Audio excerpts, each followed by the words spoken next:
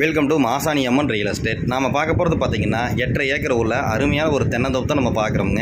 வீடியோவில் பார்க்குற கிணறு வந்து பார்த்திங்கன்னா கரெக்டாக வந்து ஜலமூலையே வந்து அமைஞ்சிருக்குதுங்க.